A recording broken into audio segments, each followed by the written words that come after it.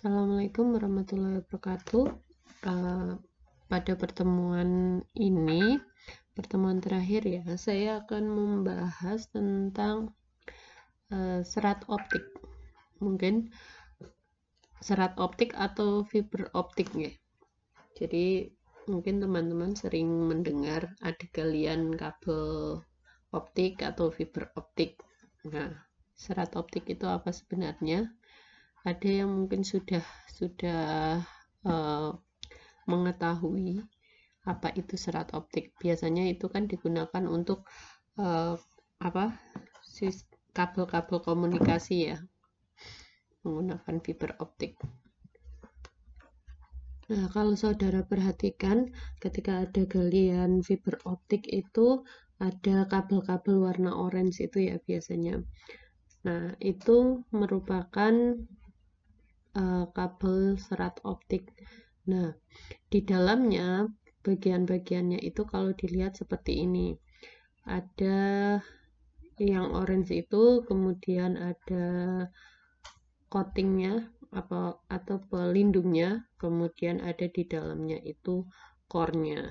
Nah, serat optik itu sendiri adalah saluran transmisi atau sejenis kabel yang terbuat dari serat kaca. Serat kacanya itu yang mana? Yang ini, yang dalam ini core-nya.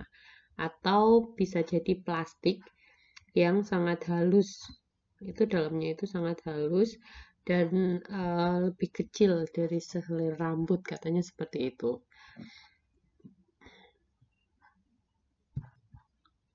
Nah, sebagai media transmisi, maka sebenarnya apa yang ditransmisikan oleh fiber optik itu? Kalau dilihat di dalamnya ini adalah kaca atau plastik, maka kita bisa menduga-duga. Ada mungkin yang sudah bisa menduga-duga apa yang ditransmisikan. Ya, yang ditransmisikan itu adalah sinyal cahaya. Karena ini kabel biasanya sangat panjang, ya berarti cahaya dari suatu sumbernya, sumber informasi sinyal itu sampai ke penerimanya.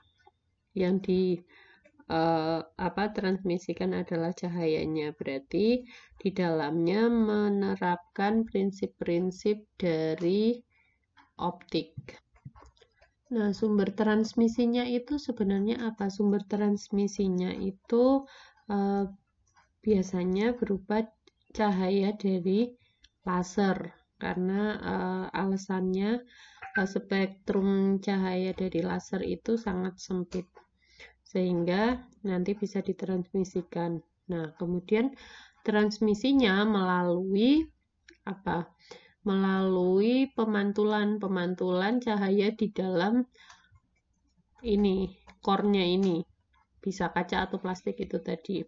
Nah, pemantulan berulang, jadi misalnya posisi awalnya miring, dipantulkan seperti itu, kemudian mantul terus. Nah, kenapa kok pemantulannya itu tidak bisa keluar dari core-nya ini? Karena si kaca ini punya kerapatan yang sangat besar, sehingga indeks bias dari kaca ini jauh lebih besar daripada luarnya. Maka nanti kita lihat prinsipnya bahwa cahaya yang dipantulkan di dalam core-nya ini tidak bisa keluar dari core-nya ini. Kalau saudara ingat prinsip dari pembiasan seperti ini, ketika ada dua buah medium yang berbeda dilewati oleh cahaya, maka cahaya itu akan dibiaskan. Nah, dibiaskannya kalau ini dari medium rapat ke medium kurang rapat, artinya menjauhi garis normalnya ini. Garis normalnya kan garis yang tegak lurus dengan bidangnya ini, yang titik-titik ini, titik-titik putus-putus ini. Nah, ada pada saat tertentu di mana suatu sudut datang itu hasil pembiasannya sampai pada tegak lurus bidang normalnya. Nah, ketika sudut datangnya ini menghasilkan pembiasan yang tegak lurus dengan sudut datang garis normalnya, maka sudut datang ini disebut dengan sudut kritis. Nah, ketika kita menyinarkan suatu cahaya dengan sudut yang lebih besar dari sudut kritis, maka yang dialami oleh cahaya tersebut, walaupun di sini ada perbedaan indeks bias, yang dialami oleh cahaya adalah pemantulan, bukan pembiasan. Itu prinsip dari pembiasan pembiasan pada cahaya. Jadi prinsipnya kalau pembiasan ketika ada dua buah medium yang berbeda kerapatannya, cahaya melewatinya akan dibiaskan. Khusus untuk perambatan dari medium yang lebih rapat ke medium yang kurang rapat, maka ada kondisi tertentu di mana cahaya ketika sudut datang cahaya tersebut itu lebih besar daripada sudut kritisnya, yang terjadi bukan pembiasan, tapi pemantulan. Nah, sudut kritis ini diperoleh ketika sudut datangnya itu menghasilkan sinar bias yang sudutnya 90 derajat atau tegak lurus terhadap garis normalnya, garis normal bidang. Begitu. Jadi di dalam tadi fiber optik kan di dalamnya core-nya itu kerapatannya jauh lebih besar daripada cladding-nya di luarnya. Sehingga yang terjadi adalah kalau sudut datang yang diberikan oleh sumber sinyalnya itu lebih besar daripada sudut kritis, maka akan terjadi pemantulan di dalam core-nya itu, sehingga akan terjadi pemantulan terus-menerus, bukan pembiasan, sehingga informasi yang diberikan melalui fiber optik itu tidak akan ada yang lepas. Prinsipnya seperti itu. Jadi gambarannya seperti ini. Ketika informasi yang diberikan misalnya suara, kemudian diubah, informasinya harus diubah dulu menjadi cahaya ya. Informasinya diubah menjadi cahaya. Nah, cahayanya ini kalau dimasukkan ke dalam core-nya itu dengan sudut yang lebih besar daripada sudut kritisnya, maka akan terjadi pemantulan tadi. Nah, bisa jadi cahaya itu ada yang beberapa yang kurang dari sudut kritisnya, sehingga akan ada sedikit informasi yang lepas dari si core-nya ini, sehingga informasi ini nanti tidak akan tersampaikan ke penerima. Kalau diilustrasikan di dalam yang lebih jelas seperti ini adalah sumber lasernya, laser warna hijau, diarahkan ke dalam kaca. Kemudian di sini akan terjadi pemantulan, kelihatan di sini pemantulan dari sinarnya, sinar awal, sehingga sampai di sini di akhir ada sinarnya.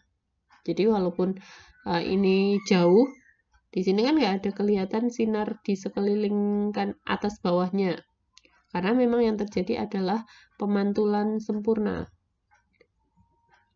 Nah, pemantulan ini menunjukkan sinar ini menunjukkan informasi yang ditransmisikan oleh si fiber optik tadi, sehingga informasinya akan diterima di sini. Pertanyaannya mungkin, loh kan informasi yang disampaikan itu kan bukan cahaya ya. Nah, maka kalau digambarkan seperti ini. Ada sinyal informasi, bisa itu suara, bisa itu gambar, kemudian dikonversikan, diubah oleh konverter menjadi cahaya. Di sini ada sumber cahaya. Yang ini menggunakan di dalam pemancarnya. Jadi ada yang pemberi informasi itu ada pemancarnya atau transmitternya.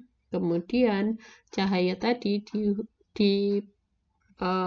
transmisikan melalui fiber optik melalui prinsip pemantulan sempurna tadi, sehingga cahayanya itu sampai di penerima. Nah, setelah sampai di penerima, baru informasi tersebut dari cahaya itu dikonversikan lagi oleh receiver menjadi informasi awal yang tadi dikirimkan lagi, sehingga informasi awal yang dikirimkan itu sama seperti yang di informasi awalnya. Jenis-jenisnya sebenarnya ada beberapa. Yang pertama ada yang single mode, ada yang dia hanya dirambatkan lurus, ada yang multi. Nah, ini informasinya akan lebih banyak yang tersampaikan di sini. Beberapa kelebihan dari serat optik ini karena di dalamnya menggunakan prinsip pemantulan cahaya. Kalau saudara ingat bahwa cahaya itu punya kecepatan gerak yang paling tinggi 3 kali 10 pangkat 8, maka informasi yang dikirimkan melalui fiber optik itu akan lebih cepat tersampaikan dibandingkan menggunakan kabel non-fiber optik. Selain itu, karena ini tidak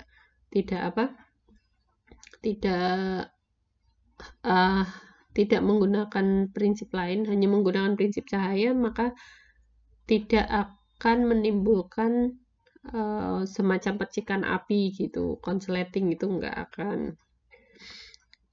Beda lagi ketika saudara menggunakan, misalnya informasi itu disampaikan menggunakan kabel non-fiber, maka kemungkinan akan terjadi yang namanya konsleting dan sebagainya. Selain itu, fiber optik itu aman dari yang namanya gangguan elektromagnetik. Karena di sini dia sudah tidak terkontaminasi dengan luarnya kan. Informasinya itu tertutup sudah di dalam core-nya saja. Tadi pelindungnya sudah ada beberapa lapis, 4 lapis ya kalau tidak salah. Ada core, kemudian cladding, kemudian yang sebentar. Ini setelah cladding, coating, kemudian ada partikel lain, ada 4 lapis penutupnya sehingga aman dari gangguan elektromagnetik. Kemudian ini juga relatif lebih kecil dan juga ringan. Nah, kalau tadi itu kelebihannya, kira-kira ada kelemahannya atau tidak ya? Kelemahannya bisa jadi kalau kita melihat bahwa ini prinsipnya menggunakan gelombang cahaya untuk mentransmisikan informasi tadi, data, maka kabel fiber optik ini tidak bisa dipasang dalam jalur yang berbelok. Apalagi yang belokannya itu tajam atau membentuk sudut misalnya 90 derajat. Karena kalau belok nanti kabelnya itu dalamnya itu bisa patah juga. Karena kaca tadi kan dalamnya itu kaca. Jadi kalau misalnya belok gitu, maka harus dibuat agak melengkung. Nah, karena butuh penanganan ekstra seperti ini, maka untuk proses instalasi menggunakan serat optik ini masih relatif mahal, kemudian relatif butuh penanganan khusus oleh ahlinya, dan juga perlu tadi ada sumber pengkonversi dari data menjadi cahaya dan juga sebaliknya di receivernya. Itu mungkin salah satu contoh prinsip optik yang dimanfaatkan dalam keseharian kita, yang sudah memanfaatkan teknologi. Mungkin itu tambahan tentang fiber optik. Jika ada pertanyaan, silahkan melalui diskusi di grup. Terima kasih, saya akhiri. Wassalamualaikum warahmatullahi wabarakatuh.